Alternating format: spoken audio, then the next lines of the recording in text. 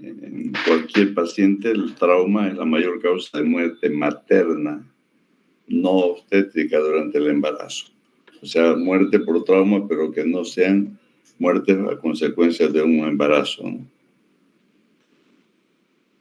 Por eso que es importante que tenemos que tener en cuenta para hacer una buena evaluación de los pacientes traumatizados o de las pacientes traumatizadas embarazadas, que existen cambios anatómicos y fisiológicos durante el embarazo que nos pueden hacer confundir como si fuera o la consecuencia del trauma.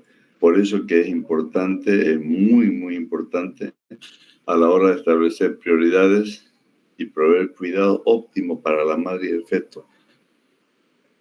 ¿Qué cosa? Los cambios anatómicos y fisiológicos. Estas gráficas nos muestran cuáles son los cambios así aparentemente. Por ejemplo, la postura de esta señora que está embarazada. Miren cómo está la columna, por ejemplo. Entonces son cambios anatómicos. Cómo está el abdomen distendido. Y eso significa que hay cambios en la parte muscular de la pared abdominal. Hay cambios en la parte respiratoria de esta paciente embarazada. ¿Cuáles son esos cambios anatómicos más notorios que tenemos que tener en cuenta a la hora de examinar a una paciente embarazada? Primero, decir que en las primeras 12 semanas ustedes están llevando ginecobstetricia, saben que en las primeras 12 semanas el útero es intrapélvico, o sea que está protegido por los huesos de la pelvis. La semana número 20, la altura del útero grávido llega a nivel del ombligo, entonces ya es más susceptible, más vulnerable a los traumas. Y en el último trimestre, el embarazo a término, el útero llega hasta la altura del apéndice cifoide.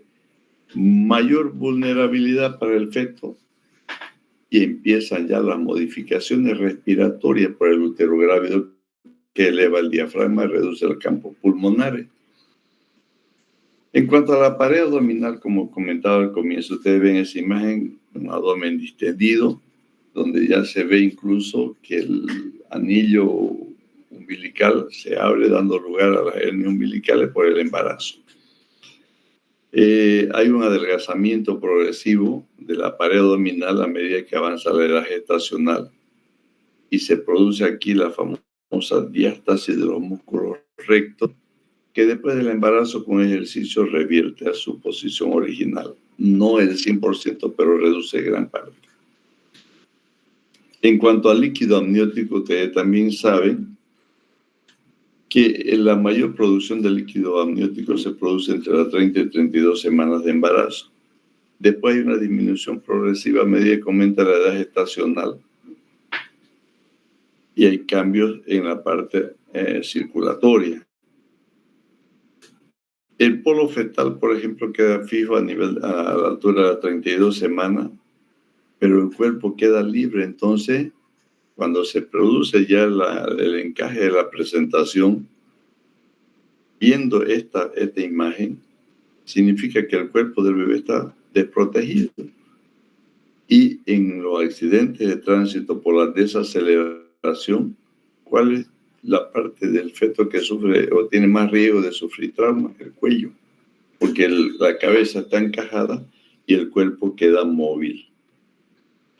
En cuanto al volumen y la composición sanguínea, hay un aumento de los glóbulos rojos en las 34 semanas de gestación y después va aumentando la cantidad de líquido y se produce la hemodilución fisiológica, a lo que se conoce con el nombre de anemia fisiológica del embarazo. Hay un aumento del fibrinógeno y los factores de coagulación hasta un 80% aumenta. En cuanto a la hemodinamia, hablando del aparato cardiovascular, hay una disminución de la presión arterial sistólica entre 5 y 15 milímetros por debajo del valor normal, pero no se olviden ustedes que eso no es la regla, porque la paciente que hace una complicación del embarazo, que es la eclampsia, es todo lo contrario a lo que decimos acá. Después de la 10ª semana, el gasto cardíaco aumenta 1 a 1.5 litros por minuto. Y esa sangre, ¿dónde se mete? ¿Dónde se esconde? ¿Dónde se queda? En la placenta. Entonces, este órgano, esta placenta, recibe el 20% del gasto cardíaco. Hay un aumento de la frecuencia cardíaca entre 10 y 15 latidos por minuto. Por eso que la paciente embarazada siempre está taquicárdica. Y eso es lo que nos va a hacer pensar y analizar y examinar bien a la paciente. Embarazada, aumenta la frecuencia cardíaca, hay una sobrecarga cardíaca en el embarazo. Y podemos pensar que ese aumento de la frecuencia cardíaca sea por una hemorragia o un shock hipovolémico hemorrágico. Entonces, esos cambios anatómicos y fisiológicos son los que tenemos que tener en cuenta al momento de hacer el examen de la paciente embarazada, traumatizada. Hay una disminución del retorno venoso. Ven esa imagencita que hay, dinámica. ¿Por qué hay una disminución del retorno venoso? Porque hay una compresión de la vena cava inferior. Y se presenta el síndrome supino hipotensivo. Por eso vamos a hablar más adelante cómo debemos manejar el abdomen de una paciente embarazada. Esta compresión de la vena hace también que la presión de los miembros inferiores aumente y aparezcan las famosas varices que se producen en el embarazo. En cuanto al electrocardiograma, vamos a ver una desviación del eje a la izquierda y vamos a encontrar una onda T aplanada o invertida en D3, en ABF y en las precordiales. Entonces, podemos pensar si hay una alteración de la onda T. Vamos a pensar que ese paciente pueda tener una contusión miocárdica y no es sino a consecuencia del embarazo. En la parte respiratoria también hay cambios.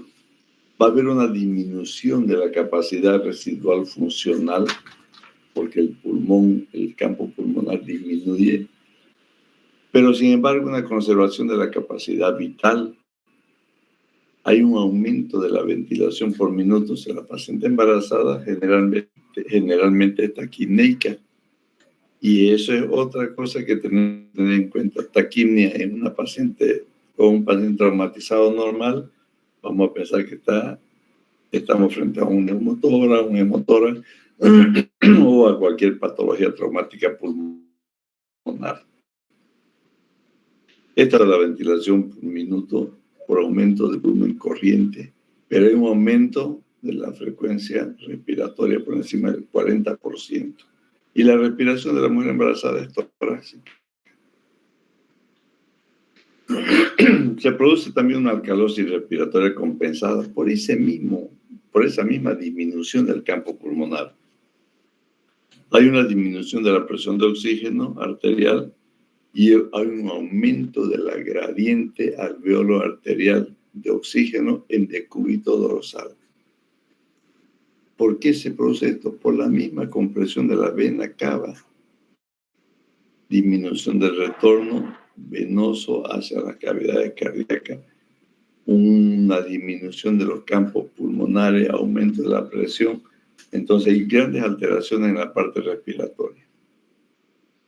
Por eso desde ahora yo desde siempre les he dicho, tienen que tener un estetoscopio al que ustedes estén acostumbrados para poder escuchar ruidos anormales. En la parte gastrointestinal se producen muchos cambios también. Primero, que el hígado aumenta de tamaño, se vuelve muy congestivo, muy frágil. Entonces, es susceptible a que cualquier trauma, por más pequeño que sea a nivel abdominal, tenga un trauma hepático. Hay un aumento en el vaciamiento gástrico, porque el útero desplaza, comprime el estómago y hay una sensación de la paciente embarazada que todo el tiempo está llena, pero es porque el útero comprime el estómago y por poca que sea la cantidad que ingiere el paciente de alimento o de líquido, va a parecer que esté llena y hablamos de eso, un retardo en el vaciamiento. Hay un enlentecimiento del tránsito intestinal fisiológico. Por eso que la paciente embarazada, muchas de ellas generalmente terminan con estreñimiento. Ahora, esto es importante que tengamos en cuenta, chicos. Hay un desplazamiento del contenido abdominal por el útero grávido. O sea, el útero grávido está por delante y desplaza hacia atrás todas las vísceras. Por eso es que los traumas viscerales por heridas penetrantes o por el arma de fuego son menos frecuentes en la paciente traumatizada embarazada. Ya vamos a ver por qué. En la parte de los cambios urinarios también hay un aumento de la perfusión renal, un 30%. Hay un aumento del filtrado glomerular, por eso que la paciente embarazada tiene polaquiuria, no poliuria, polaquiuria. Hay una compresión de los uréteres por el útero grávido y se produce una hidronefrosis fisiológica. Y eso también tenemos que saberlo cuando hagamos el estudio o el examen de las pacientes embarazadas. Los niveles de creatinina y la BUN disminuyen a la mitad de los valores normales. En la parte del sistema endocrino es importante esto. Hay un aumento del tamaño de la hipófisis, un 30-50%. Entonces hay una menor tolerancia a la hipoperfusión y se presenta el famoso síndrome de Simon-Sheehan, que es una hemorragia masiva que disminuye la cantidad de volumen de líquido en esta glándula. Y eso vuelve también muy susceptible a las hemorragias más que los traumas. Hay una hipertrofia de la glándula tiroides también, que nos va a hacer pensar que ese paciente pueda tener un hematoma en el cuello, y es solamente la hipertrofia fisiológica de la glándula tiroides. Aquí vemos los cambios musculoesqueléticos. Por eso que tenemos que tener mucho cuidado cuando revisemos una radiografía de pelvis. Primero, conocer los huesos de la pelvis. Ahí tenemos los huesos de la pelvis, los ilíacos con su cresta ilíaca, el sacro que está por detrás, donde se articula la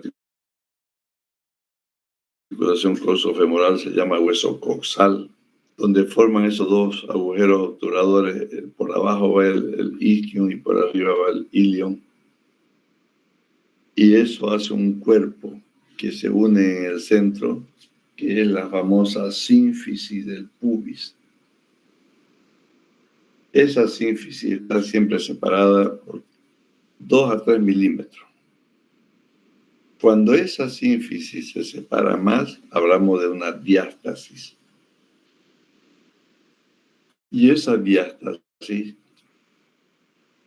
nos va a hacer sospechar a nosotros que ese paciente pueda tener una lesión de uretra, aunque no es común una lesión de uretra en la mujer, pero hay que sospecharlo, depende cómo fue la caída. Entonces, la articulación sacrocoxígea tiene 2 a 3 milímetros. Cuando esa articulación está por encima de eso, nosotros decimos que es un trauma. Pero tenemos que tener en cuenta que en la paciente embarazada eso se separa. La sínfisis, las articulaciones, incluso la articulación coxofemoral se separa un poco. ¿Por qué hay esta separación de la articulación coxofemoral? la sínfisis del pubis, la articulación sacroiliaca, porque cuando el feto se mete a la cavidad pélvica, esta pelvis cede. Por eso que la mujer embarazada siempre aumenta en tamaño, en diámetro la pelvis. Entonces no confundamos la articulación normal con una fractura.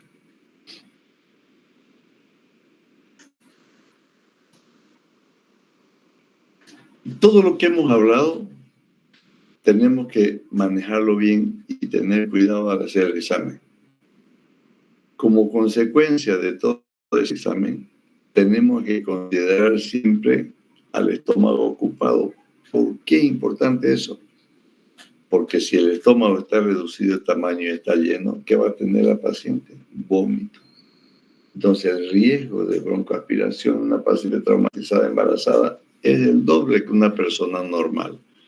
Entonces hay que poner sonda lo más rápido posible. Y aparte de la sonda nasogástrica, si esa paciente está embarazada en el segundo o tercer trimestre, por ejemplo, más aún va a haber riesgo de broncoaspiración por el vómito. Pero no nos olvidemos, chicos, que estamos manejando una paciente embarazada. ¿Qué otro órgano va a comprimir? El pulmón, entonces démosle oxígeno rápido. ¿Qué otro órgano va a comprimir? La vejiga, entonces pongamos también sonda Foley en esa paciente, siempre y cuando no haya la contraindicación que ya conocemos. Tenemos que considerar que hay mayor tolerancia a las hemorragias. Podemos perder hasta 1500 ml de sangre y no hay mucha significación en la parte sintomatológica de la paciente. ¿Por qué? Porque esa paciente embarazada, ¿dónde hemos dicho que esconde su sangre? En la placenta. Entonces, es más tolerable la hemorragia.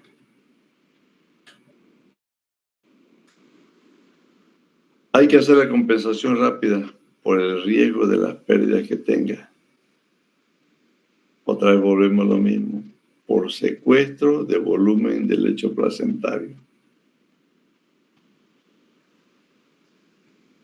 Esta paciente hace hipoxemia en decúbito dorsal porque por la misma compresión de la vena cava y de la elevación del diafragma por el fondo uterino, reduciendo el tamaño de los campos pulmonares. Ahora hablamos del manejo ya. ¿Cuáles son las características de las lesiones de la paciente embarazada traumatizada? En un trauma cerrado de abdomen, estamos hablando, hay muchas. Pero como hablamos de trauma, no nos ocupemos solamente del abdomen de la paciente. Ocupémonos de las lesiones que puede tener cualquier paciente traumatizado.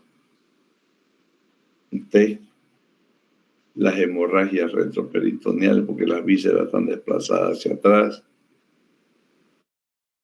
El abruptio placental, que es el abruptio, es un desprendimiento prematuro de la placenta. La coagulación intravascular diseminada, que a veces los ginecólogos ni se acuerdan de ella o le dan muy poca importancia. Y la coagulación intravascular diseminada es letal, más para el feto que para mamá. Ruptura uterina y la ruptura prematura de membrana. Aquí también hay que tener mucho cuidado. Por eso que el examen físico de la paciente embarazada tiene que ser minucioso y completo. Y al hacer el tacto vaginal, hay que hacer un tacto vaginal. Si vemos pérdida de líquido amniótico transvaginal, es sinónimo de una ruptura prematura de membrana. Dice la gente, se rompió la bolsa, la agua. ¿No? Y esta ruptura prematura de membrana es un peligro para la mamá, porque hacen el tromboembolismo pulmonar por líquido amniótico. Entonces, la paciente embarazada con lesiones de esta membrana hay que utilizar anticoagulantes. Esta es una ruptura uterina. por un trauma. ¿Y saben qué le produjo el trauma uterino, la lesión uterina? El cinturón de seguridad. Por eso que la paciente embarazada después del tercer trimestre no debe conducir movilidad. Y si conduce, tiene que usar un cinturón de seguridad distinto al que utilizamos nosotros. Tiene que ser ese cinturón de seguridad como usan los corredores de autos, son los hombros y la región inguinal, los muslos, no el abdomen. Ese es un abrupto placental, es un desprendimiento de la placenta.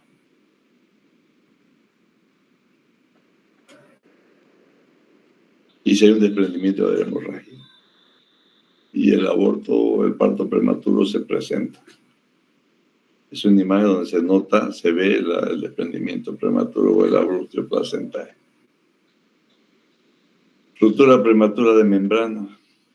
Ustedes ven el líquido que se encuentra sobrenadando en el feto, alrededor del feto. Y este es el tromboembolismo por líquido amniótico. Miren ese pulmón. Entonces, toda paciente con ruptura prematura de membranas hay que anticoagularlo. Hay que anticoagularlo.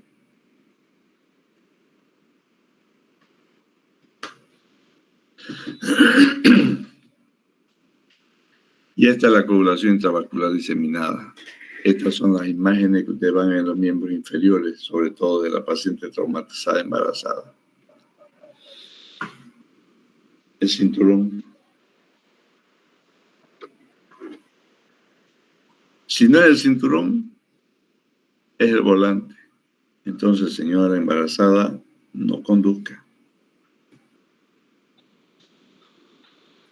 En el 5% de los, miren esto, en el 5% de los considerados leves, o sea, hablamos de trauma, se produce muerte fetal secundaria al desprendimiento prematuro de la placenta. Entonces, cualquier hemorragia transvaginal, por más leve que parezca, hay que manejarlo bien, porque si ustedes manejan bien a la mamá, con seguridad que están manejando bien al producto.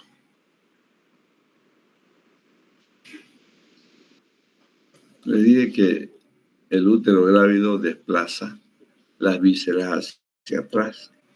Y a medida que el útero grávido aumenta, el resto de las vísceras abdominales se encuentran protegidas de una herida penetrante por arma blanca o por proyectil de arma de fuego. Ustedes me dirán por qué. Si usted tiene una paciente que fue agredida por proyectil de arma de fuego, ¿cuál es la primera pared o por la primera barrera que va a tener la pared abdominal? Aunque está distendida, los músculos están diastasados y está delgada, pero es una pared. Después que viene la pared uterina, después que viene el líquido amniótico, después el cuerpo del feto y después la otra pared del útero y recién llega a la víscera. Entonces, la velocidad, la distancia es importante para valorar, pero las vísceras están más protegidas que el feto, por esa capa que les acabo de nombrar. En cuanto a quemaduras, miren, menos del 60% de superficie corporal quemada, la mortalidad materna es 0. Salvo que en el transcurso de su manejo o de hospitalización presente complicaciones por el porcentaje alto. Estamos hablando de mortalidad materna inmediata. Pero más del 60% de la superficie corporal quemada, la mortalidad materna avanza hasta el 40%. ¿Por qué esto? Mira, la mortalidad fetal global es del 50%, es altísima. Ahora, para explicar un poquito esto de la quemadura, menos del 60% de la mortalidad materna es cero, salvo que tenga otras complicaciones posteriores. Pero más del 60% de la mortalidad materna es alta. ¿Por qué? Porque las defensas de la paciente o del feto está en el útero. Y eso va a depender mucho de qué tipo de quemadura tuvo, en qué ambiente, abierto, cerrado, álcali, ácido. Entonces, no es nada más porque se quemó, sino por qué tipo de quemadura y qué ambiente tuvo. Y la mortalidad fetal es altísima. Peor aún si es de un ambiente cerrado por la mala oxigenación, mala ventilación. ¿Cuál es el tratamiento que nosotros hacemos para pacientes quemados? Utilizamos la sulfadiazina argéntica, que es el Plazul o el Quemacurán, pero es sulfadiazina argéntica. No tenemos que utilizarlo por encima de la semana 37 de embarazo, por el riesgo de carníctero. La sulfadiazina, la plata, el nitrato de plata se absorbe por piel. Entonces el riesgo de la paciente embarazada utilizando este tipo de medicamentos es muy grande, muy alto.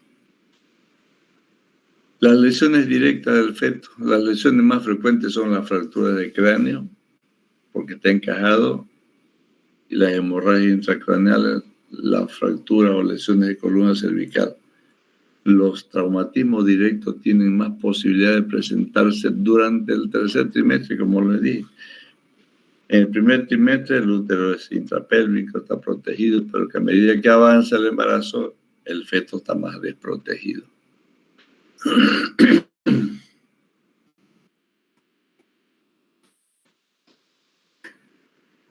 Para recordar siempre, a mayor edad gestacional, mayor vulnerabilidad para el feto, porque las paredes del abdomen están más delgadas, las paredes del útero también son más delgadas. La revisión de un paciente, de una paciente traumatizada embarazada, es lo mismo que un paciente cualquiera, vía aérea, ABCD, igual, pero hay que tener ciertas consideraciones. El manejo inicial del trauma en el embarazo está dirigida a la reanimación y estabilización de la paciente, o sea, la mamá, ya que en este momento la vida del feto depende de la integridad materna. Por eso que vamos a ver más adelante indicaciones de una cesárea de emergencia en una paciente embarazada traumatizada. ¿Cuáles son los procedimientos de utilidad que tenemos que tener en cuenta? Obtención de una vía venosa. 2. Reposición precoz de volumen aún en ausencia de taquicardia o hipotensión, porque hemos dicho que la taquicardia es fisiológica también en el embarazo, pero no podemos confiarnos que esa taquicardia sea por el embarazo. Puede estar sufriendo una hemorragia. Entonces, hasta que nosotros hagamos los estudios respectivos, administrémosle volumen lo más pronto posible. Aporte de oxígeno suplementario, porque los pulmones están reducidos en tamaño, entonces hay una hipoxia marcada en una paciente embarazada, más su taquipnea. Y manejarla no tanto como posición semisentada, pero en decúbito lateral izquierdo, como vamos a ver ahora. Esta es una imagen típica de cómo se tiene que manejar una paciente traumatizada embarazada. Lateralización manual, si es posible, como ven en la última imagen. Como es una paciente traumatizada embarazada, no sabemos qué tiene, qué lesiones tiene de columna. Y aquí en la segunda imagen está con una tabla. No se ve, no tiene collar esta imagen, hay que ponerle un collar. Ponerle una almohadilla para que la paciente esté en decúbito lateral izquierdo y no comprima la vena cava inferior. Y aparece la famosa hipotensión supina.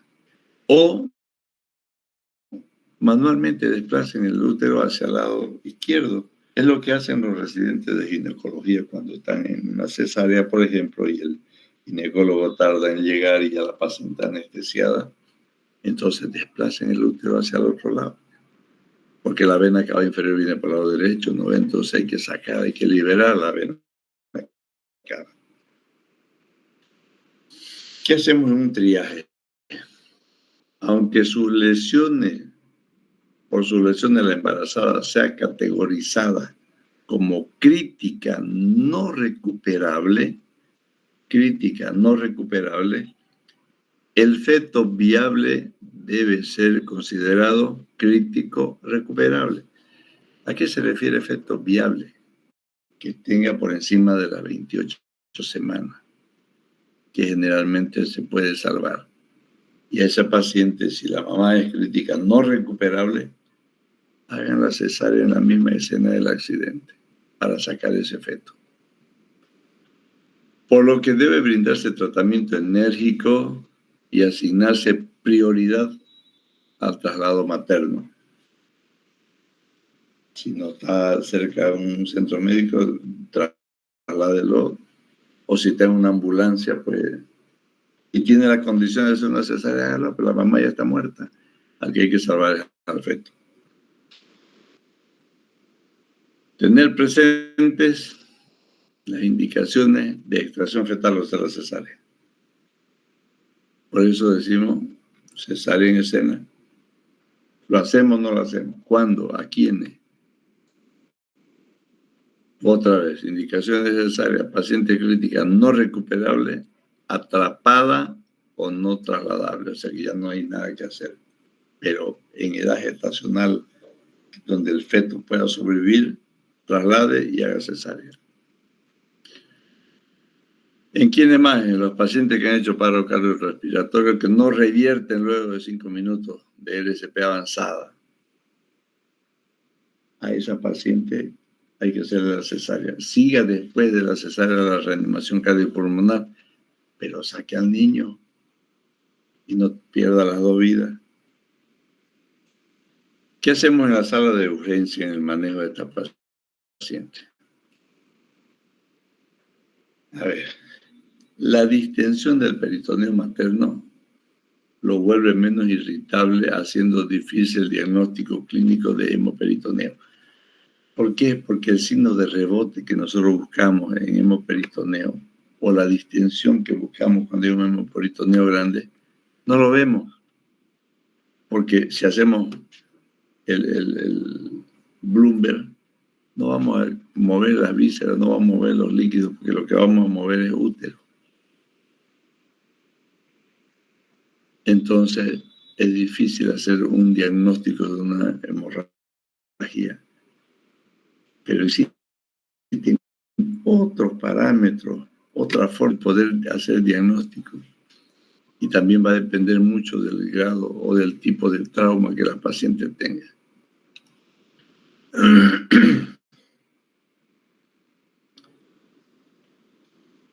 La ecografía no tiene ningún riesgo. Es fácilmente disponible. Además, que con el ecógrafo podemos monitorizar al feto. Podemos encontrar la fetocardia.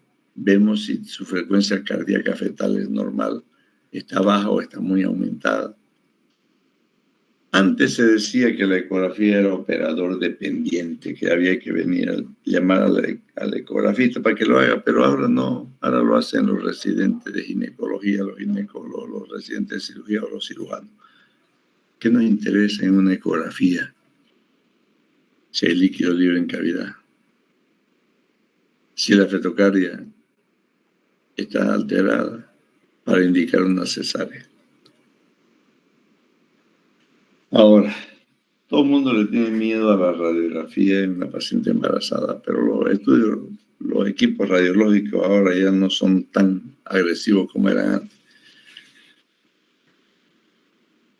Se puede hacer toda la radiografía necesaria.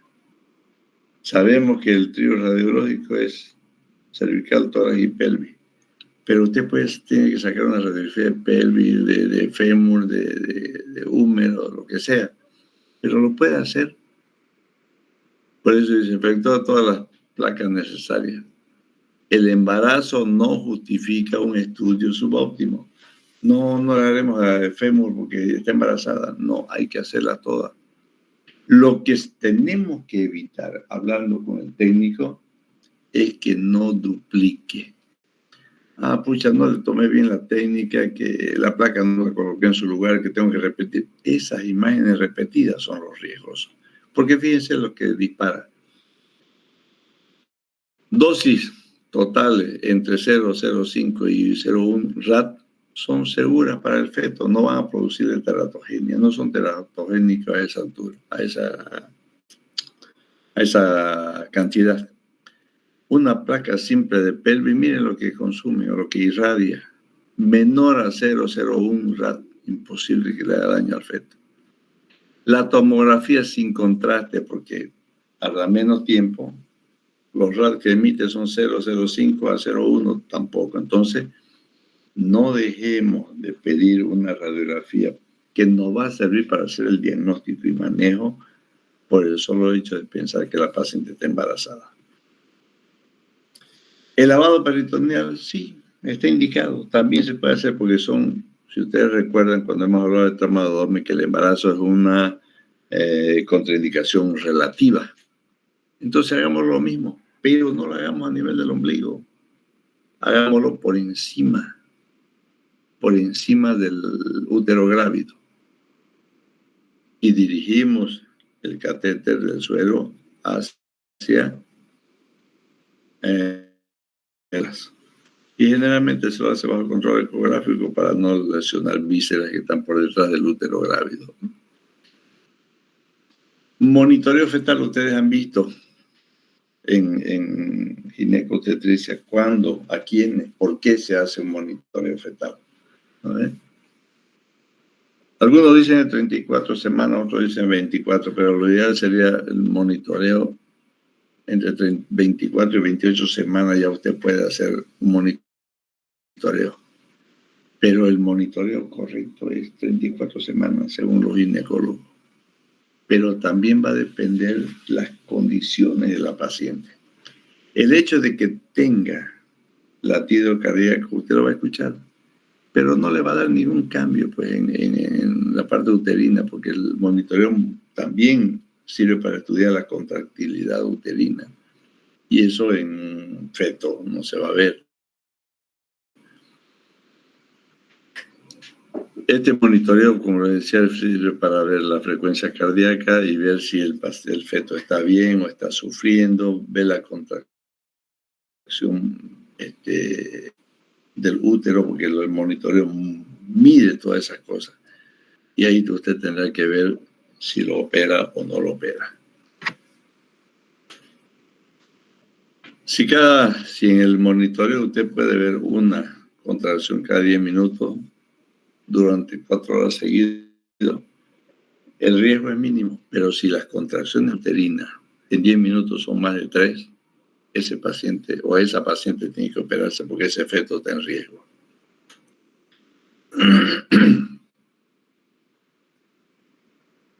¿Qué necesitamos? ¿Qué debemos hacer? ¿Cómo debemos manejar correctamente a estos pacientes? Como cualquier paciente, el prehospitalario es importantísimo. Cuando ustedes tengan en su provincia, háganlo. Y aquí también se cumple, chicos, las 3E. ¿A cuál vamos a mandar? ¿A cuál vamos a hacer cesárea? Porque van a llegar la mamá y el feto muerto donde lo vamos a derivar. Entonces el correcto manejo prehospitalario es fundamental. Traslado primario adecuado a un hospital que reúna las condiciones para atender a ese paciente, no al hospital más cercano. El trabajo en equipo es importante. El ginecólogo, el cirujano de emergencia, el pediatra son un equipo. Laboratorio, rayos X. Mira lo que dice, evitar las altas precoces, por eso le decía, etiquetar, estabilizar y evacuar.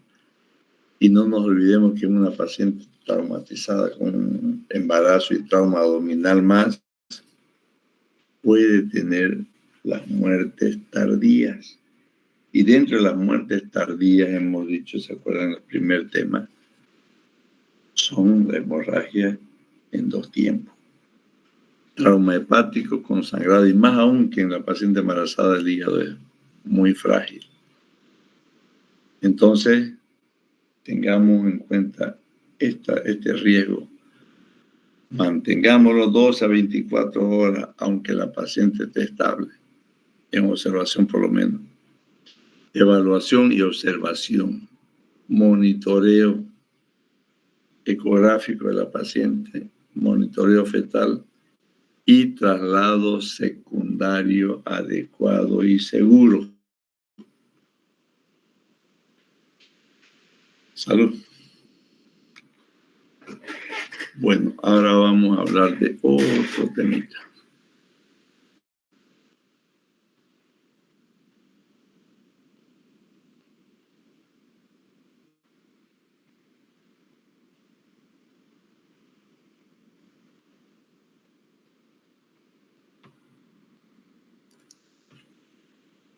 Lesiones por quemaduras o exposición al frío. Porque ustedes saben que el frío también produce quemaduras muy graves. Este tema es bueno, es muy bueno, porque ustedes van a estar en provincia y van a manejar quemado y tienen que aprender a hidratar y tienen que saber derivar y tienen que saber a qué paciente retener.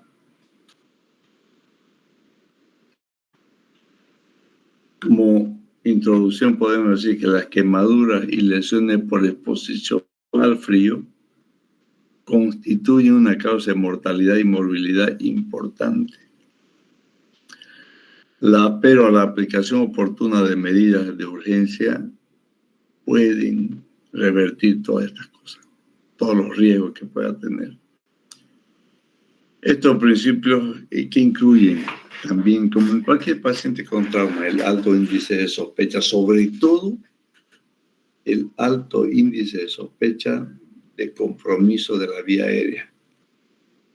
La historia clínica es fundamental. Los antecedentes, dónde se quemó, con qué se quemó, qué hicieron, para que te puedas manejar adecuadamente o revertir lo mal que se hizo. Conocer las medidas que deben prevenir las complicaciones y tratarlas. Y en los pacientes quemados, 2 cosas son prioritarias. Tener mucho cuidado con la rhabdomiólisis, porque producen un taponamiento de los túbulos, y las arritmias o disritmia cardíaca que van a llevar a un paro. Por eso que todos los pacientes quemados también se los monitorizan. Y más aún en ellos, en los quemados, la sonda Foley. Y no lo atendamos al paciente en el lugar donde lo encontramos, movámoslo de su lugar. Retirar al paciente del medio que produjo la lesión y el control cuidadoso de la temperatura constituyen los principios importantes para el manejo de un paciente quemado. Medidas de salvamento en pacientes quemados. Vía aérea, miren por qué les decía esto. La laringe protege la vía aérea subglótica, pero la vía aérea supraglótica se va a obstruir primero. Ahora, tenemos que reconocer cuáles son los signos o síntomas de una obstrucción de vía aérea. que en principio, como cualquier patología, por ejemplo, una contusión pulmonar, no son visibles. Pero hay algo que nos va a decir, escucha, va a hacer eso. Por eso es que cuando llega un paciente quemado se debe estar alerta al compromiso de la vía aérea. Los signos de dificultad respiratoria, iniciar en medidas de apoyo inmediatamente, vía periférica y oxígeno alto flujo. ¿Cuáles son las lesiones o cuáles son los signos que sugieran o que nos hagan sospechar de una lesión por inhalación? Primero, quemaduras faciales o el cuello. Quemaduras de ceja y vibrisas nasales. Depósitos carbonáceos en la boca. Y cambios inflamatorios agudos en la orofaringe, una faringe roja congestiva hiperémica. Esputo carbonáceo, que el paciente que bota una flema mezclada con carbón. Ronquera, historia de confusión mental o encierro en un lugar en llamas. Explosión con quemaduras en cabeza y el torso. Y esto que es importante, niveles de carboxihemoglobina mayores al 10%. Vamos a verlo a continuación por qué es importante. Estos hallazgos sugieren una lesión aguda por inhalación y requieren una atención inmediata y definitiva que incluye el apoyo de la vía aérea para, dependiendo del tiempo que tardaron en llegar, intubación inmediata o una vía aérea quirúrgica. En las lesiones por inhalación está indicado el traslado del paciente a un centro de quemado, porque va a ser edema de glotis. Y si usted no tiene condiciones en su hospital para hacer una intubación o una traqueostomía, se le va a morir. Entonces, derívelo. Si el tiempo de traslado va a ser prolongado, se tiene que intubar, porque esa quemadura, ese edema de glotis va a progresar. El síntoma de estridor laringio es una indicación inmediata de intubación. Las quemaduras circunferenciales en el cuello pueden ocasionar edema y está indicada también la intubación temprana. ¿Por qué? Porque el edema va a comprimir la vía aérea, va a comprimir la tráquea, la va a desviar y el paciente no va a poder respirar bien. Entonces hay que intubarla. Detener el proceso de quemaduras, ¿cómo? Quitarle toda la ropa, desvestirla. Porque si la ropa es de tela sintética, estas se van derritiendo y es como si estuvieran quemando 2 y 3 veces. Y mantienen esa temperatura. Quitar cuidadosamente toda la ropa que tenga alguna sustancia química, los polvos químicos blancos, secos, antes de mojarlo, antes de bañar al paciente hay que escobillarlo y sacarlo. Porque pueden ser sustancias tóxicas que al echarle agua hacen una ebullición y la quemadura se profundiza. Lavar todas las áreas del cuerpo con agua en forma abundante. Si tiene una tina, meta la tina. Si no, métalo a la ducha. Pero el paciente quemado siempre se torna hipotérmico. Entonces, después que lo bañe, coloque cobertores limpios y secos.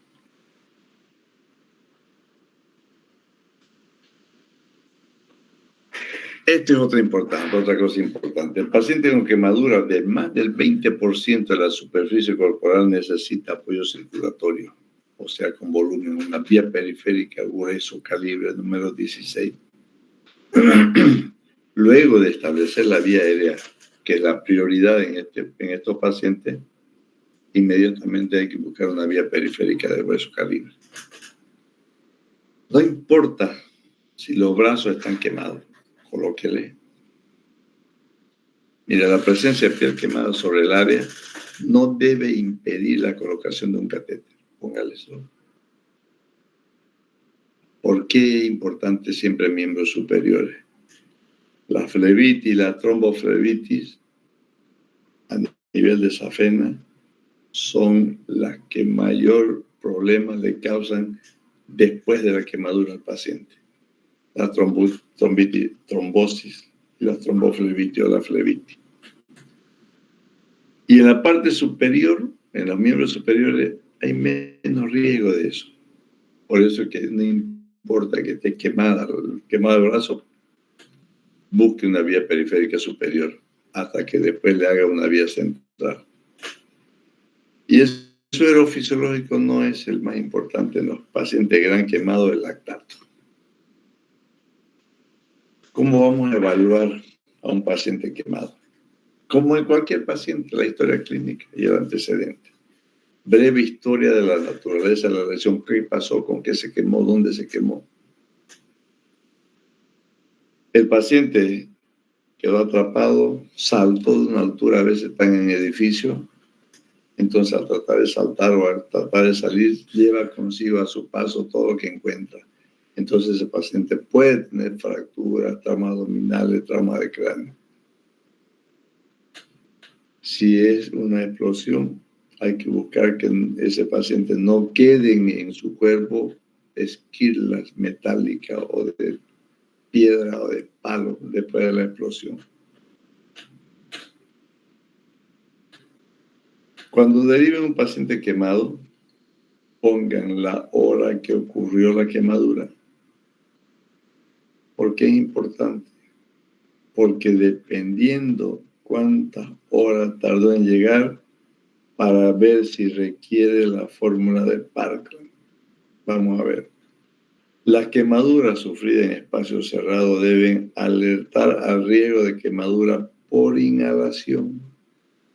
Y ahí vamos a buscar si no tiene ronquera, esputocarbonato y todo lo que hemos hablado. En la historia clínica del paciente quemado debe incluir lo siguiente. ¿Qué enfermedad tiene asociada? Diabetes, hipertensión, enfermedad cardíaca pulmonar o renal, fármaco o medicamento de uso habitual del paciente, alergia, o si está vacunado o no para el tétano. Pero en pacientes grandes quemados, aún así se hubiera que colocar las vacunas antitetánicas hace una semana, hay que volver a poner porque la superficie corporal quemada es muy grande. Y para la reposición o para hacer el cálculo de quemadura tenemos estas reglas de los 9 o múltiplos de 9. Y en base a eso vamos a determinar la extensión de la quemadura. Y ahí tenemos la imagen. ¿Cuánto vale la quemadura en diferentes partes del cuerpo?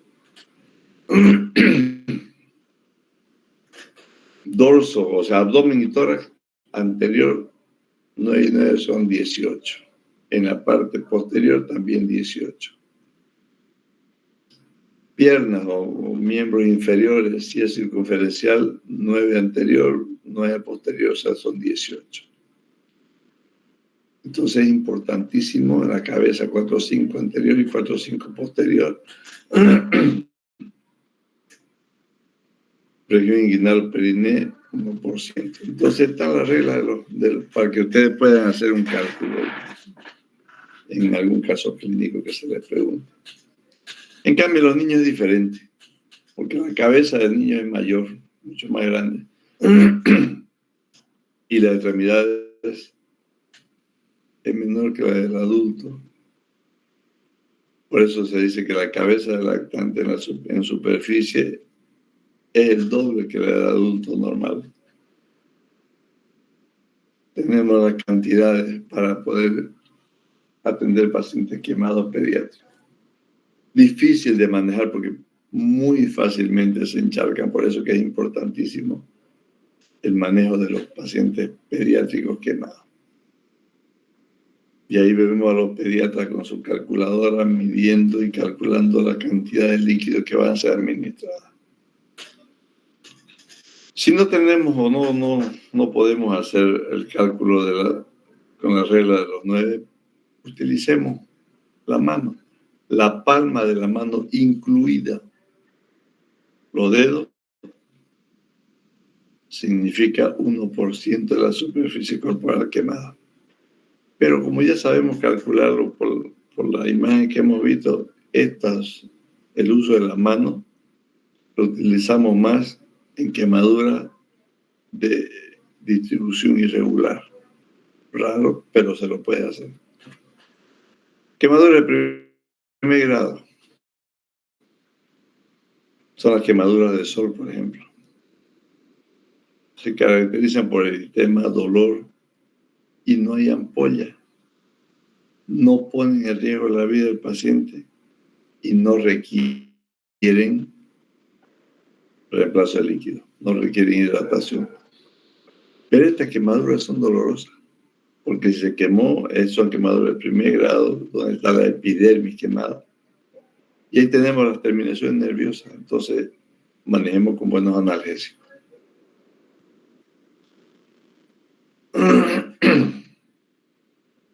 Las quemaduras de segundo grado ya no traen problemas. Son de espesor parcial, se caracteriza por una apariencia roja o moteada. Hay edema, hay ampolla y pueden tener un aspecto húmedo. También es hipersensible. Por eso que los pacientes quemados, primer y segundo grado, no lo venteemos. ¿Qué hacemos cuando un paciente quemado lo soplan, agarra un cartón y lo ventean? Eso le produce más dolor al paciente. Y si lo va a trasladar en una movilidad que no sea ambulancia, póngale un cobertor que no le dé el viento, porque el viento le provoca dolor. Las quemaduras de tercer grado son quemaduras totales que comprometen el hueso. Son quemaduras de espesor completo de la piel, músculo incluso, y hueso. ¿Cuál es la apariencia de la piel quemada? En las quemaduras de segundo grado usted hace la digitopresión, o sea, aprieta la piel y retira el dedo y queda blanco, pero después vuelve a su color normal. En esta no, mire. La piel puede presentarse translúcida, transparente, porque está quemada, blanca, marmórea incluso. Y la superficie roja no se blanquean a la presión, no se blanquean. Y ya son indoloras. ¿Por qué? Porque se quemó todo el espesor donde llegan las terminaciones nerviosas. Cuando hablamos de la revisión primaria del paciente quemado, ¿qué nos interesa? Como en cualquier paciente,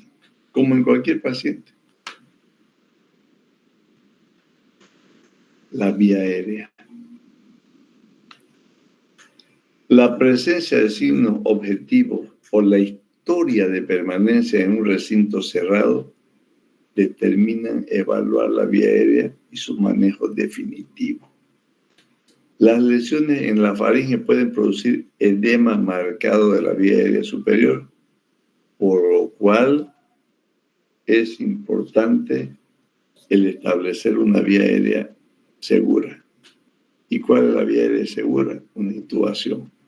No importa que la faringe esté quemada. Después hace su traqueotomía y le saca el tubo de la orofaringe o de la tráquea al paciente. Las manifestaciones que pueda presentar el paciente quemado en vía aérea no son apercibidas o no son percibidas en primera instancia. Por eso que todos los estudios que ustedes hagan en cualquier paciente y también en los quemados es un parámetro para ver lo siguiente. Miren, si el médico espera comprobación radiológica de la lesión pulmonar, la intubación se va a hacer imposible porque ya está el edema marcadísimo en ese paciente. Ya no lo va a poder intubar. Entonces tiene que recurrir directamente a una vía aérea quirúrgica. Crico si es necesario primero y después traqueostomía. Ventilación. El tratamiento se basa en la respuesta de los signos y síntomas del paciente. Resultado de las posibles lesiones. Siempre les he dicho, ¿cómo sabemos que estamos haciendo un buen tratamiento? Dependiendo de la respuesta que tenga el paciente al tratamiento que le hacemos. Las lesiones térmicas directas que produce edema de la vía aérea superior Y obstrucción es característico. El paciente puede respirar y estridor laríngeo y empieza la cianosis. Ese paciente tiene que intubar. ¿Quiénes van a hacer eso también? Los pacientes que tienen o han sufrido inhalación por producto de combustión incompleta, como el carbón. Los vapores tóxicos que producen una traqueobronquitis química, edema y neumonía. El envenenamiento por monóxido de carbono en el campo sucede muy invierno porque la gente duerme con braseros y el monóxido de carbono no lo deja despertar al día siguiente. Aquí tenemos en cuenta esto, chicos, lo que les decía yo al comienzo. El diagnóstico de envenenamiento por monóxido de carbono se realiza fundamentalmente a partir de la historia de la exposición. Y aquí es importante ver los niveles de monóxido de carbono. Por eso decimos que los pacientes con niveles de monóxido de carbono a 20% no tienen síntomas. Pero cuando hay en 20 y 30% de dolor de cabeza y náusea, 30 y 40 confusión mental, de 40 a 60 ya está en coma, y mayor del 60% del monóxido de carbono, el paciente está muerto. El monóxido de carbono tiene mayor afinidad que la hemoglobina. O sea, se pega más, mejor dicho, más se pega a la hemoglobina. Miren, 240 veces más que el oxígeno. Por eso decimos que el monóxido de carbono se disocia muy lentamente y su vida media es de 250 minutos o 4 horas mientras el paciente está respirando aire ambiente.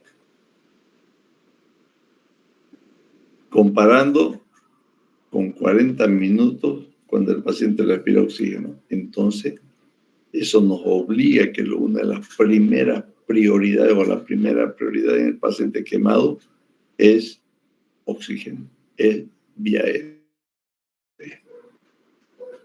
250 minutos, o sea, 4 horas, si el paciente lo sacamos a un lugar y lo ponemos afuera. 4 horas tarda en mezclarse. En cambio, si le ponemos oxígeno a alto flujo, en 40 minutos el paciente está bien. Los pacientes expuestos a monóxido de carbono deben recibir oxígeno a alto flujo. En cuanto al volumen sanguíneo circulante, la evaluación del volumen sanguíneo es cómo lo vamos a valorar, qué vamos a hacer. Si el paciente quemado, que tenga una quemadura de segundo grado profundo o tercer grado, son quemaduras circunferenciales donde la piel es acartonada. Entonces es difícil a veces tomar la presión. Entonces, ¿cómo vamos a medir su volumen? Como cualquier paciente con trauma, sonda, volumen urinario. Es el valor más confiable para ver cómo está la parte circulatoria de nuestro paciente. Por eso que infundir líquido a una velocidad suficiente para producir 1 ml de orina kilo peso en los niños de menos de 30 kilos o de 30 a 50 ml como mínimo por hora en un adulto. Si ese paciente no orina por lo menos 50 ml por hora, ese paciente está haciendo ya una insuficiencia renal. La bendita y hermosa fórmula de Parkland se multiplica superficie corporal quemada por el peso por una constante 4. Esa cantidad de líquido tenemos que administrarla la mitad en las primeras 8 horas y la otra mitad en las siguientes 16 horas. de tal forma que el monto calculado del líquido con la fórmula de Parkland tiene que pasar en 24 horas. Si nosotros le pasamos a chorro y la pasamos en 12 horas, todo lo que le corresponde lo encharcamos y el paciente se muere. Y peor si es un paciente que sufrió quemadura por inhalación. En los niños menores de 30 kilos hay que ponerle glucosa porque ellos necesitan calorías. En cambio, en las personas mayores, démosle suero salino. Para calcular la velocidad de infusión se basan en el tiempo transcurrido de la quemadura. Por eso, cuando dijimos que cuáles son los criterios de traslado y qué vamos a hacer con eso, tenemos que indicar la hora de la quemadura.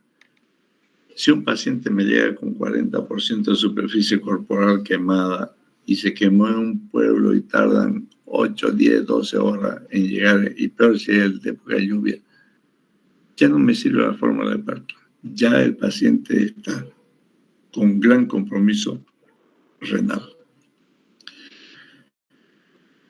La fórmula de Parkland es para pacientes que han sufrido una quemadura y llegan a tu hospital antes de las 6 horas. Después de las 6 horas, déle el requerimiento basal diario porque ya no sirve.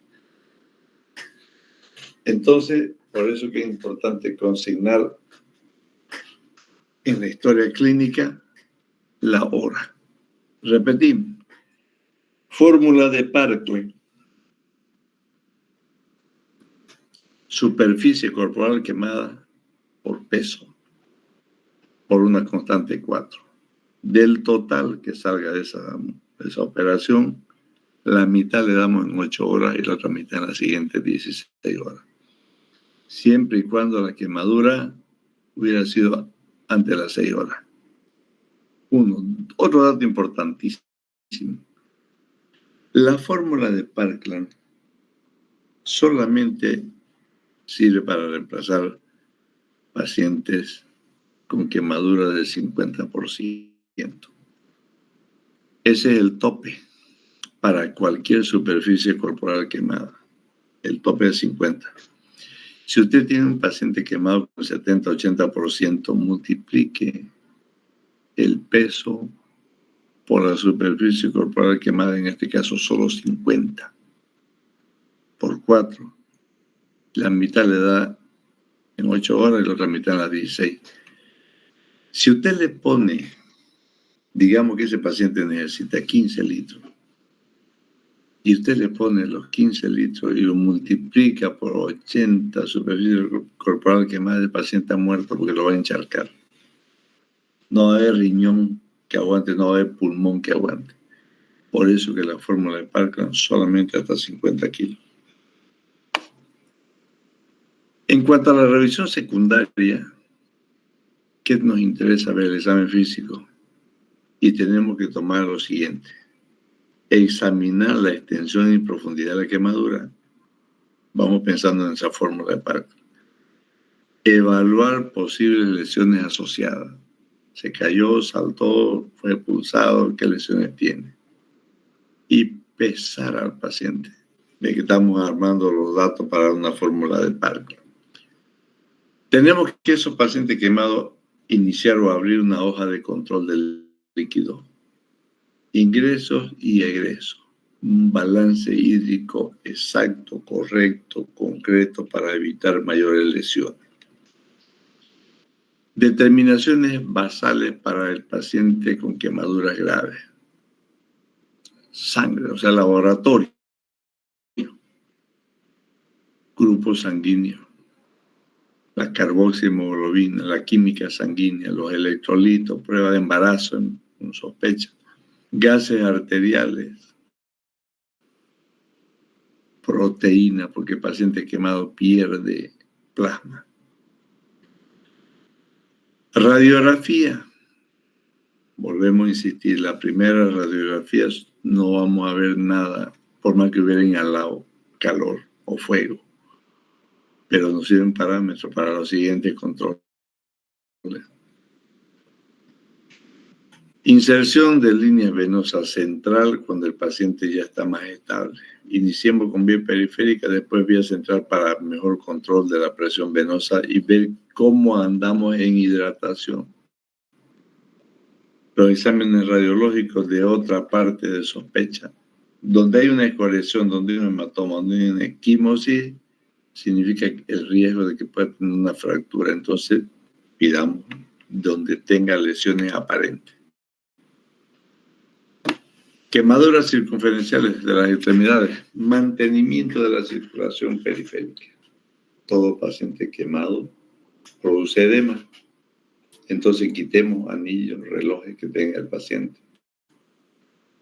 Evaluar el estado de circulación distal, buscando que cianosis, llenado capilar, ver si son posibles percibir los pulsos dependiendo si no es una quemadura circunferencial total. Mejorar la circulación distal en una extremidad comprometida debido a una quemadura circunferencial mediante ¿qué? Escarotomía. Todo paciente con quemadura circunferencial de una extremidad o de tórax o de abdomen hay que hacer lo que se llama la escarotomía. Agarra como si estuviera rayando una papaya para que pierda su lechosidad que tiene y madure más rápido. Hay que hacer la escarotomía. Dependiendo del tipo de quemadura, si usted hace una escarotomía y ve que el músculo está quemado, la fascia está quemada, haga una,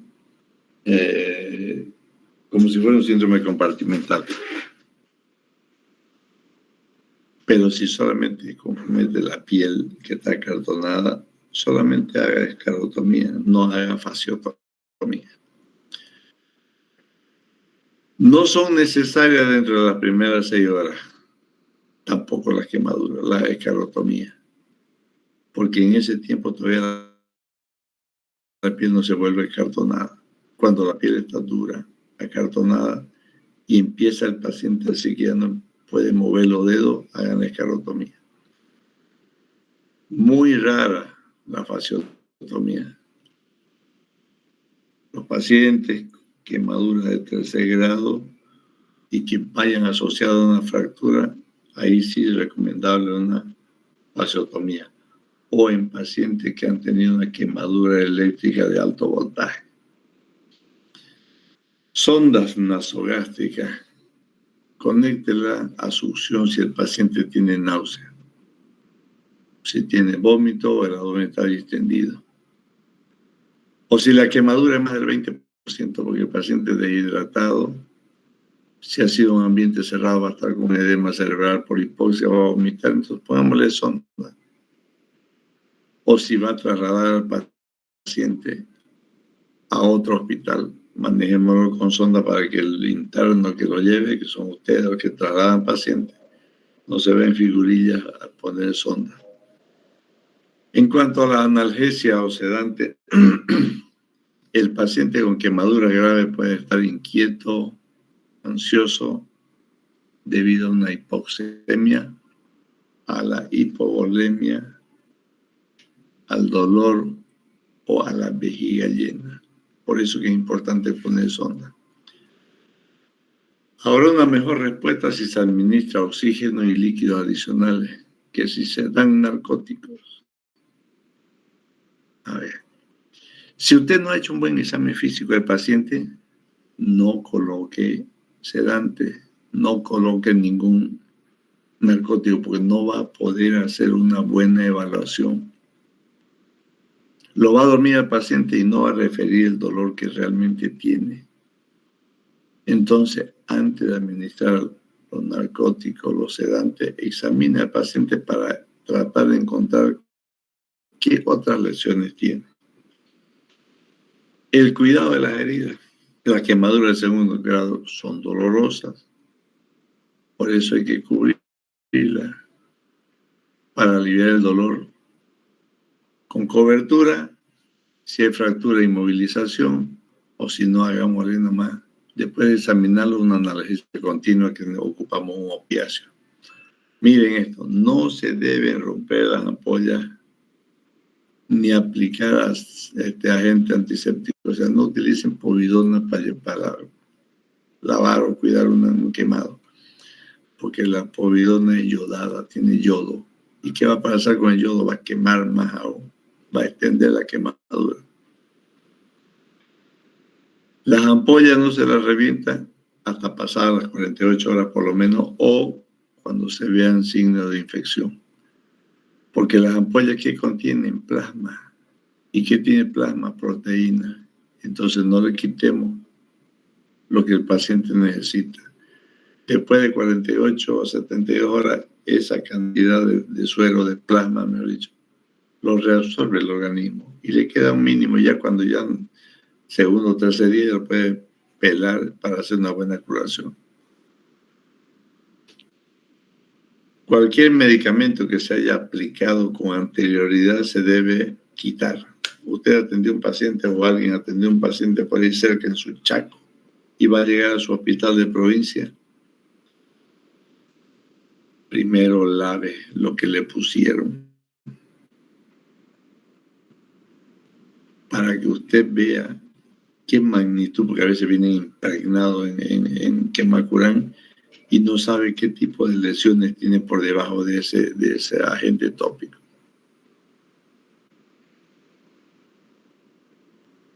No utilicemos ambiente muy frío, compresa fría, porque aumenta la hipotermia, aumenta la vasoconstricción y aumenta el shock.